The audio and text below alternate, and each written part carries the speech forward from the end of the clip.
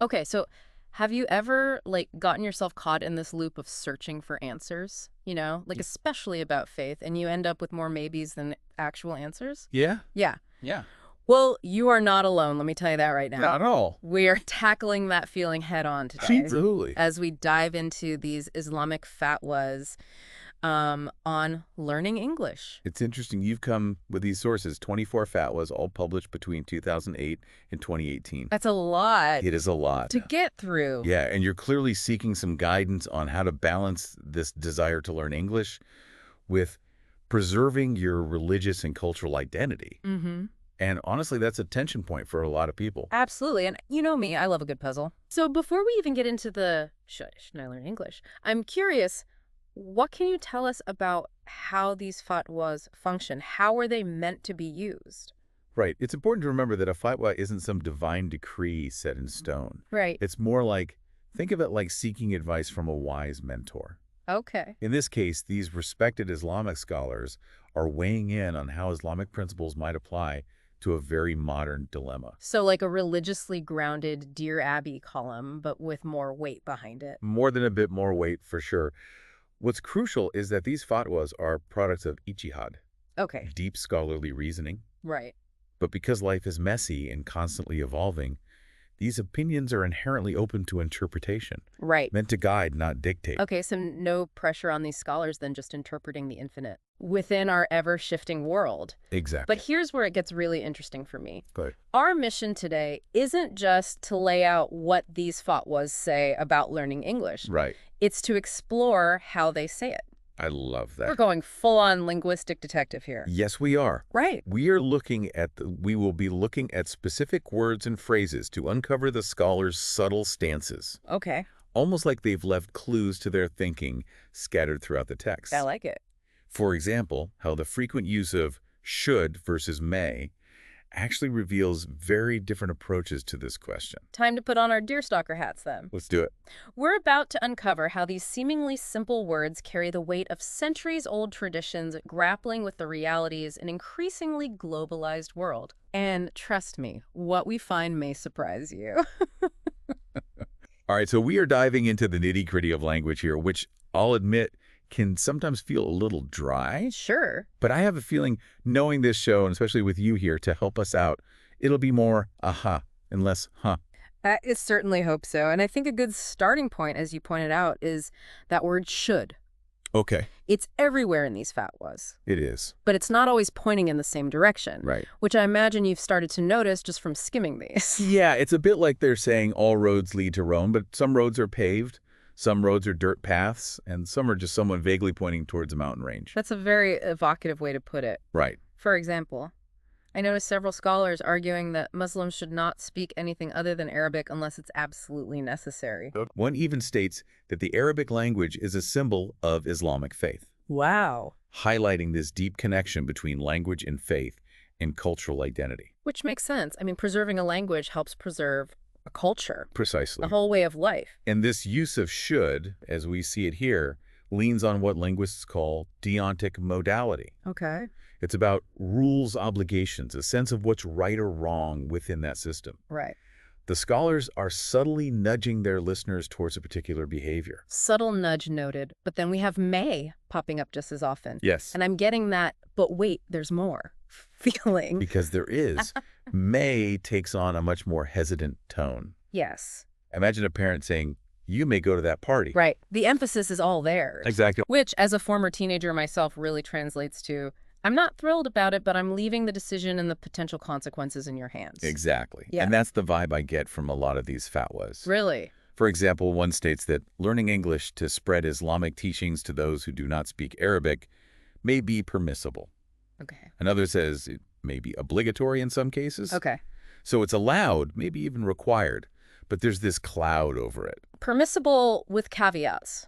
Right. Is this where it depends enters the Islamic legal lexicon? In a way, yes, we're shifting from rules to possibilities. Okay. This is what's known as epistemic modality, Okay. expressing more of a judgment call rather than a hard and fast rule. Right. It's like they're acknowledging the complexities of the modern world and leaving that final decision up to the individual. Which, let's be honest, can be even more agonizing than a straight yes or no. Oh, absolutely. It reminds me of that saying, sometimes asking for advice is just looking for someone to make the decision for you. Right. You know? And that's where I think this linguistic analysis gets even more interesting, because we haven't even touched on how classical Arabic, the language of these fatwas, adds its own unique twist to this conversation. Okay, now you've got me really intrigued. Okay. Are you saying Arabic grammar can make this whole should I learn English debate even more complicated? What we find is that classical Arabic has these fascinating negation-based markers. Okay. Basically, ways of using negation to express permission or make subtle distinctions that don't translate neatly into English. Okay, so we've got should, we've got may, and now we've got Arabic grammar. Right. Adding its own layer of intrigue. Yes. Tell me more about these negation-based markers. I'm all ears. Well, one example that we see pop up in these fatwas is the phrase la basa, Okay. which literally translates to no problem. Okay. Sounds straightforward. Right, like a very chill Arabic, no worries. Exactly, but here's the catch. It's often used to give permission by negating the impermissibility of something. Okay. So instead of saying it's allowed, they're saying there's no problem with it. Okay. I can see how that might get lost in translation. Right. Especially for someone who's really trying to nail down, like, what they should actually do. Absolutely, and what's fascinating is that this type of negation actually softens the statement, linguistically speaking. Okay. It reflects a certain hesitation, a lack of strong endorsement from the scholar. So even the grammar itself becomes a way of placing the responsibility back on the individual. Yes. It's like, don't blame me if this goes sideways. It's a very astute observation. And this, I think, becomes even more apparent when we start to look at how conditional statements are used throughout these fatwas. Conditional statements being our good off then. Precisely. And what we found in the research is there are two main types being used here. Zero conditional, Okay, which deals with general truths, right. almost like stating a fact, and first conditional, Oh, which explores a potential outcome. okay, got it. So like an if this, then that. Okay, give me an example of each. Sure. So for a classic zero conditional, you'll find statements like, if it is not needed, then it is not permissible. Okay. Talking about learning English, of course. Right, so very matter of fact. Very matter of fact. If you don't need it, don't bother. Right. And then you'll come across a first conditional statement like, if you need to learn English to properly understand the Quran, then you are permitted to do so.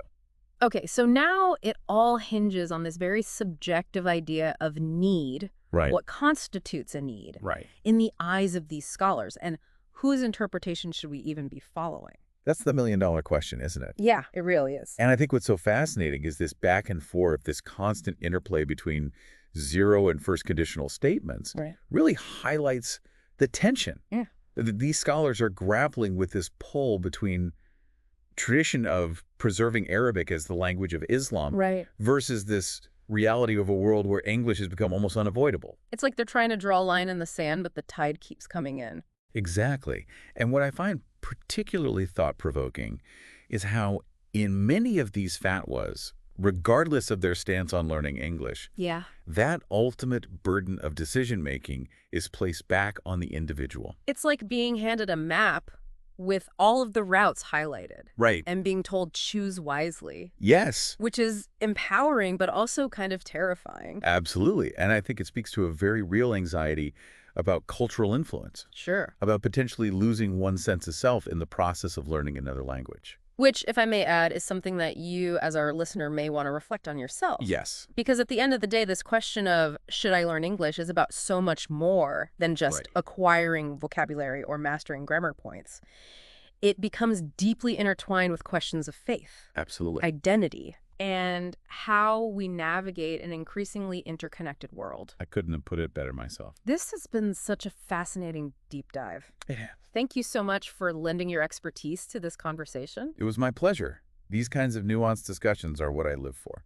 And for our listeners, I hope this has given you some food for thought as you continue to navigate your own language learning journey. Yes, Remember, the specific set of fatwas that we explored was published online, that's right. making them accessible to a global audience. Right. I'd love to hear your thoughts on how that might influence the way that these scholars approach this topic and the anxieties that they reveal about language and identity in a digital age. It's a great question to ponder. Until next time, happy learning.